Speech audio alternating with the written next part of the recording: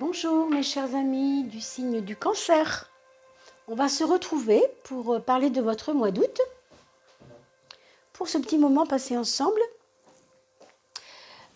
j'espère que tout le monde va bien, que votre mois de juillet se passe bien et que tout se passe comme vous le désiriez, qu'il n'y a pas trop de perturbations par rapport à tout ce qui se passe dans votre vie. C'est tout ce que je vous souhaite. On est tous un petit peu sur le même bateau, n'est-ce pas? Mais cela passe plus ou moins d'une façon ou d'une autre en fonction des énergies qui nous accompagnent. Vous le savez, on est tous différents. Alors on va regarder un peu ce que nous propose ce mois d'août. Quelles sont les énergies du mois d'août? Quelles sont les choses que nous allons rencontrer pour ce mois d'août, mes amis Cancer? J'espère que vous avez pu aller voir le nom des gagnants sur les mois de juillet. J'en parle dans les capsules de vidéos sur le mois de juillet, d'accord? Au tout début. Donc ceux qui n'ont pas encore pu tout simplement aller réclamer votre lot, faites-le vite, mais moi je n'ai pas le nom des personnes, d'accord? Alors voilà, 1, 2, 3, 4, 5. Pour nous, les amis Cancer, pour ce mois d'août, qu'est-ce que ça nous augure, ce mois d'août? Alors, il y a 2 personnes qui m'ont réclamé leur lot, qui m'ont réclamé leur petit tirage gratuit. Petit, non, parce que c'est quand même des tirages d'1 heure, plus d'1 heure même, que nous passons ensemble. Donc, n'hésitez pas à vous faire connaître en me laissant un email. J'ai déjà cité le nom des gagnants, et il n'y en a que 2 qui ont réclamé leur lot. Alors, j'espère que pour vous, vous serez peut-être celui qui n'a pas eu son cadeau, puisque c'est effectivement un signe d'eau qui ne s'est pas du tout encore fait connaître, et le signe de terre non plus. Voilà. Alors, 8, 9, 10. Mes amis Cancer, le mois d'août. Le mois d'août, mes amis Cancer. Et on va prendre la 13e carte, qui sera la carte guide, comme vous le savez. Qu'est-ce qu'on a pour cette maison 1? Waouh, quand même! Alors, quand on a cette carte, qui est la carte de la réussite, on va dire, c'est une carte très forte, le chariot, c'est la carte où vraiment il ne faut se poser aucune question déjà sur l'avenir, au sens large. Parce que vous avez en ce moment particulièrement de la chance, des choses qui se dessinent pour vous, malgré vous, j'ai envie de dire. Peut-être que vous avez en ce moment un environnement favorable pour vos projets. Vous allez avoir des nouvelles de quelque chose qui est bon pour vous, que vous pourriez tout à fait suivre. Alors, ça peut être un traitement, ça peut être une voie professionnelle, ça peut être une formation intéressante, ça peut être tellement de choses. Avec la maison 1, ça peut être beaucoup de choses. En tout cas, vous êtes facilité. Votre vie est facilitée. Il y a des choses qui sont plutôt intéressantes dans votre horizon pour ce mois d'août. On va regarder la maison 10, la maison du mois social, la maison des actions envers les autres, et la maison aussi de nos relations, quelquefois professionnelles également, ça se peut, bien sûr. Mais en tout cas, c'est une carte qui, comme vous le voyez, l'ermite n'est pas extrêmement relationnelle. Pour moi, ça me parle d'une période, ce mois d'août, où vous allez tisser des relations peut-être pas aussi légères que vous aviez l'habitude d'avoir les temps derniers. Ou bien vous allez consolider une amitié ou un amour. Ça peut être un passé, vous savez, comment vous appelez ça, le pax. Vous paxez, par exemple, créer quelque chose qui va durer dans le temps. Un mariage, c'est possible aussi, mais avec l'ermite, je suis un petit peu dubitative. Le mariage, c'est un petit peu plus solaire que ça. Là, on est sur une énergie on fera la route ensemble jusqu'au bout. Ça peut être avec un associé aussi, ça peut être donner de la pérennité à une entreprise, quelle qu'elle soit. faire confiance en l'épargne, faire confiance en quelque chose qui s'ajoute au fur et à mesure.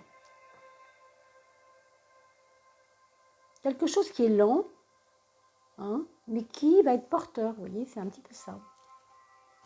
Alors, la maison 6, c'est la maison du travail, vous le savez. La maison, bien sûr, de la santé, la maison de la quotidienneté, j'allais dire, c'est-à-dire du quotidien, de comment vous gérez votre quotidien. On a une lune qui nous donne des états d'âme, pas forcément toujours au top et pas forcément toujours tranquille. La lune, on est lunatique, on est donc changeant. Votre santé, elle va peut-être un petit peu subir ces aléas. Vous allez avoir quelquefois une petite forme, et je fais référence à ces deux cartes que nous avons sorties tout à l'heure. Quelquefois le top, quelquefois vraiment courage, quelquefois vraiment l'impression d'avoir de la chance. Et puis, à un autre moment, la lune c'est ça, on tombe dans une espèce de, je ne vais pas dire fébrilité, mais une impression que les choses ne sont pas si faciles qu'elles paraissent, et qu'il faut bûcher, qu'il faut buter, qu'il faut se remonter les manches, et que ce n'est pas simple. Donc vous risquez, mes amis cancer, d'avoir quelquefois, au cancer ou ascendant cancer bien sûr, ce genre d'impression, quelquefois un peu désagréable, de vous dire je ne comprends pas, hier ça allait tellement bien, pourquoi aujourd'hui je suis triste. Bah, écoutez, acceptez la donne. Vous avez le droit d'exprimer parfois de la tristesse. Il n'y a pas de raison que vous n'ayez pas ce droit. Vous avez le droit de vous mettre en colère, vous avez le droit de... Acceptez vos états d'âme, acceptez qu'ils fassent partie de votre quotidien. Pour moi, je le vois plutôt comme un côté cyclique dans vos émotions et dans la façon d'appréhender votre vie. Je pense que malheureusement, ça pourrait avoir une incidence sur la santé si vous n'y faisiez pas attention. Mais je pense que vous allez être vigilant et je pense que vous allez faire attention de ne pas donner vos émotions à 300%. D'accord ? Pour ne pas vous épuiser ou vous cultiver la tristesse ou la faiblesse, évidemment. Hein. Regardez ici avec la maison 7, la maison de l'autre, la maison de celui ou celle qui vous donne des attachements, de la fidélité. Il y a quelque chose encore qui va bien dans le sens de la consolidation. Ce sont quand même deux cartes assez portées sur la construction, la pérennité, la lenteur. On prend son temps pour ne pas que les choses s'envolent. Si je le fais trop vite, ça va s'envoler. Si je prends le temps de mettre mes pics à l'intérieur de la terre pour bien enfoncer ça dans le sol, ça va prendre racine et ça ne va pas s'envoler s'il y a du vent. Vous voyez, vous allez prendre le temps de ça, de bien poser les choses. Et pour moi, c'est assez intéressant. Alors, évidemment, c'est la maison 7, donc ça va se jouer dans la relation à l'autre, peut-être parce que justement, vous avez besoin de retrouver confiance en cette personne. Alors ça peut être votre ami, votre concubin, votre épouse, la personne avec qui vous vivez. Hein. Si vous êtes seul, c'est un regain de confiance en soi, bien évidemment, mais à travers des actions concrètes, hein, des actions matérielles, des actions qui demandent même une sécurité, qui vont vous rapporter une sécurité, ou bien matérielle, ou bien une sécurité tout court dans différents domaines. D'accord ? La maison 5, la maison de l'amour. On a le pape qui nous parle toujours du karma et de ce qui est normal d'avoir à vivre, puisque ce qu'on a vécu a laissé des traces et aura des conséquences. Donc, on est dans une sagesse d'appréhension par rapport à l'amour, par rapport à les épreuves, on pourrait dire ça comme ça, des épreuves amoureuses que vous avez eues. Alors, ça peut remonter à 3 ans, ça peut remonter à 6 mois, bien sûr, ça je ne sais pas, hein, c'est un tirage général. Mais il y a une sagesse maintenant qui arrive à émerger de toute cette expérience dans les déceptions amoureuses, dans les fluctuations amoureuses, dans les, on pourrait dire, les déceptions, oui, déceptions, les carences amoureuses aussi, peut-être, hein, un petit peu, affectives du moins.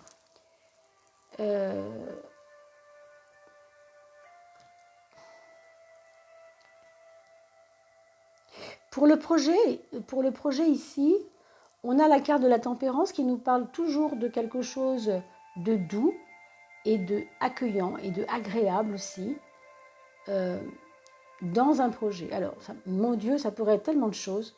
Si vous êtes en vacances, imaginons que c'est le cas, hein, vous êtes parti en vacances, vous êtes parti même directement, vous êtes loin de la maison, vous pouvez avoir dans votre camping ou dans votre hôtel ou à côté de là où vous êtes en tout cas, ce que vous avez loué, un endroit, pas de rêve mais presque, voilà, un endroit que vous ne connaissiez pas, que vous allez découvrir, qui va vous faire beaucoup de bien et qui fera partie peut-être des projets du mois d'août, dans le sens où vous fréquenterez cet endroit plus souvent.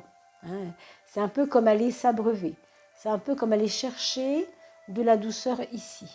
Ça peut être un sauna, ça peut être une piscine, ça peut être quelque chose qui vous apporte beaucoup sur le plan intérieur et sur le plan émotionnel et sur le plan même physique pour peut-être équilibrer ce qu'on a dit tout à l'heure, c'est-à-dire ce côté nerveux un peu et ce côté gagnant. Je veux être gagnant, je veux pas me laisser avoir par les émotions, je veux enfin avancer, quoi.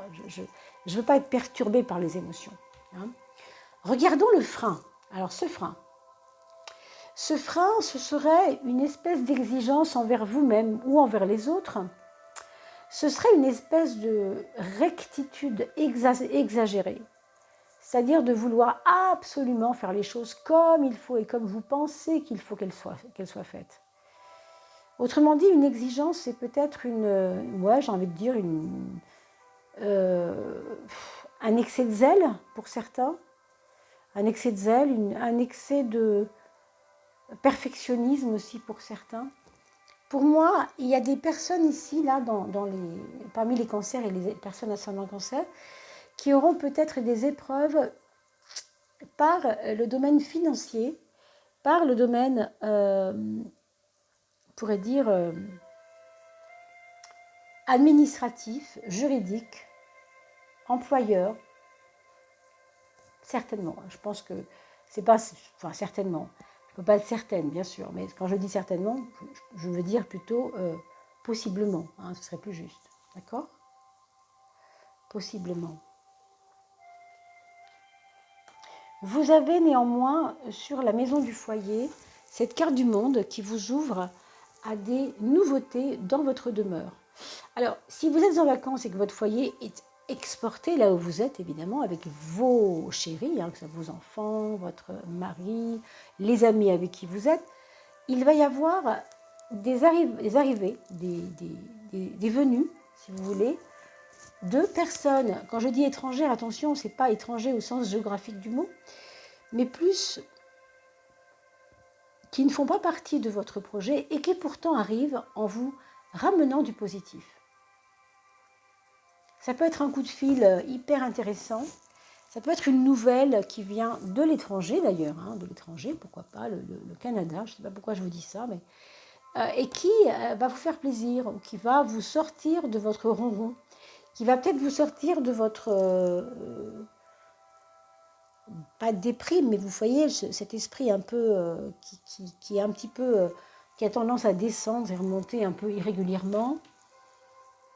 Ces personnes peuvent aussi vous faire ce bien-là, hein, donc acceptez-le, parce que vous avez quand même l'ermite en bas. Hein. L'ermite, c'est pas très sexy, hein. Franchement, au niveau de votre relations humaines, les relations humaines avec le 9, c'est pas brillant, donc heureusement vous avez le monde dans la maison 4 qui va peut-être vous aider à assumer un peu mieux votre solitude et à même casser cette solitude par des moments magiques qui arrivent un peu de loin, d'ailleurs, et qui arrivent chez vous. Hein.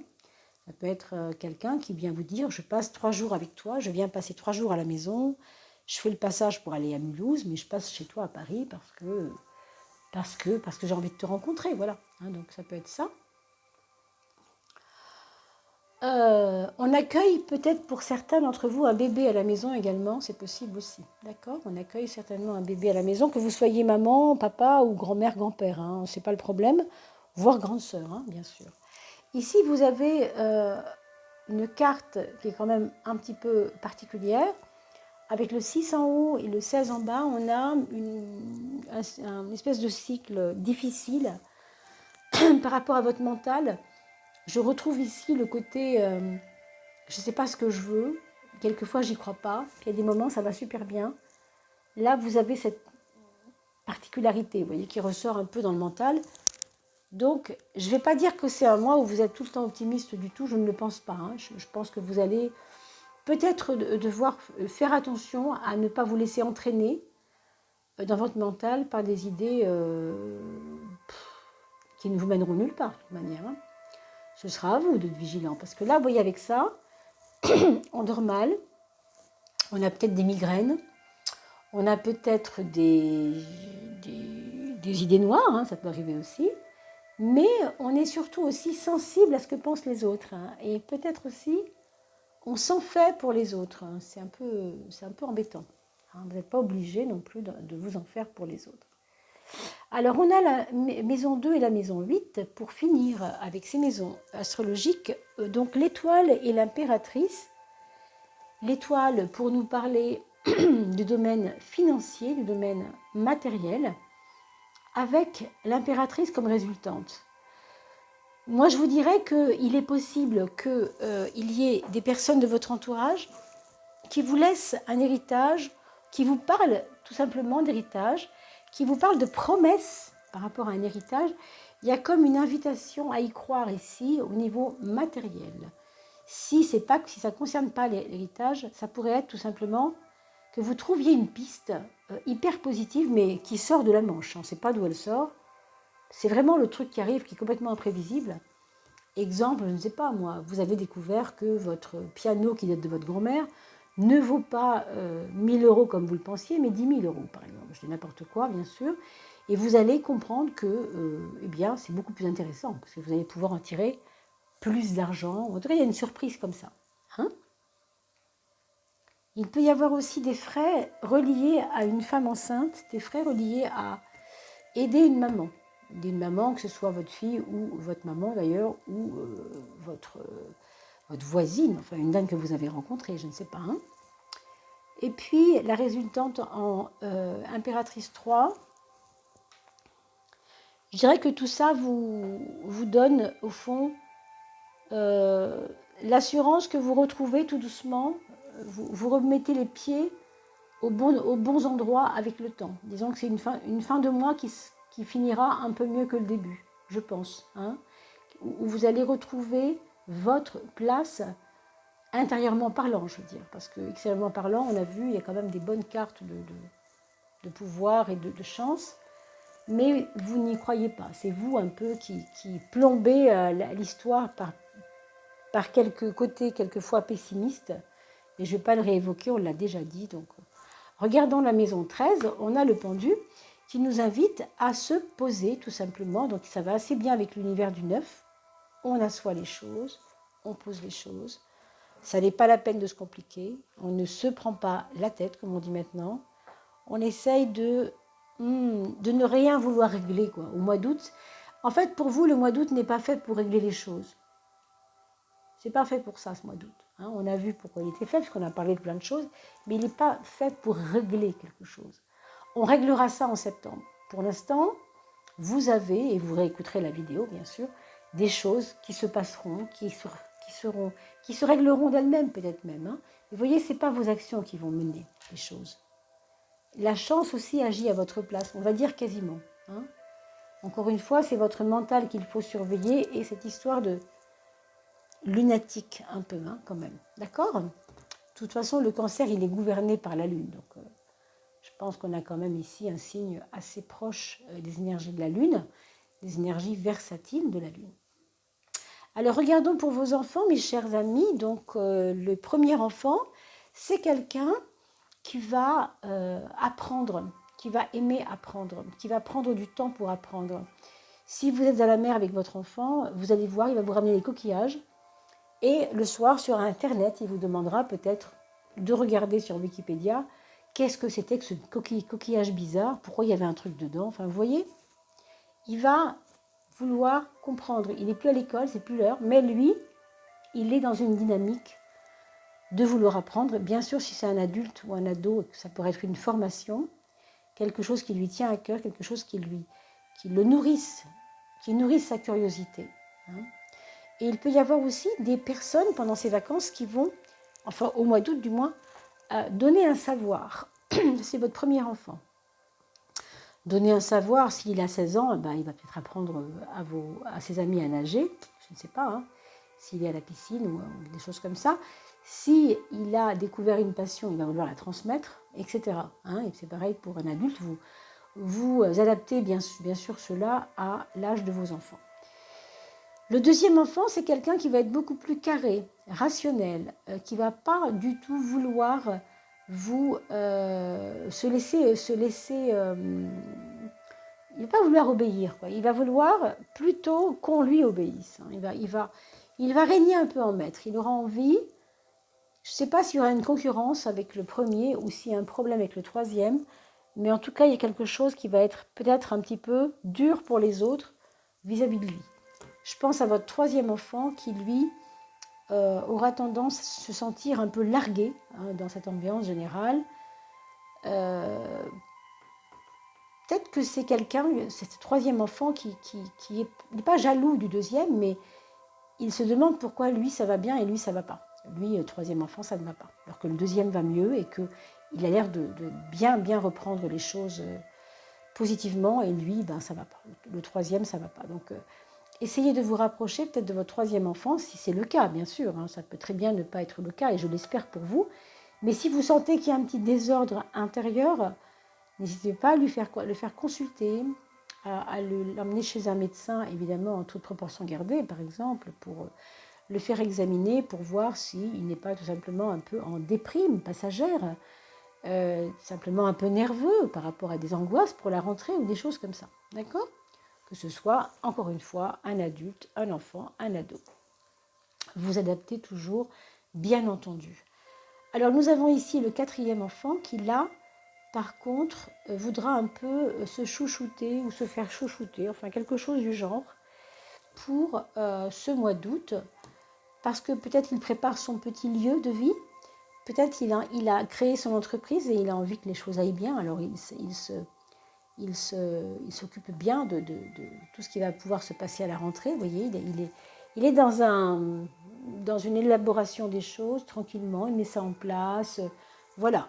Mais il peut aussi se chouchouter lui-même ou elle-même à travers des petits cadeaux qu'il va peut-être se faire lui-même ou qu'on va lui faire. D'accord ? Voilà mes chers amis Cancer, j'espère que ce petit tirage vous aura convenu.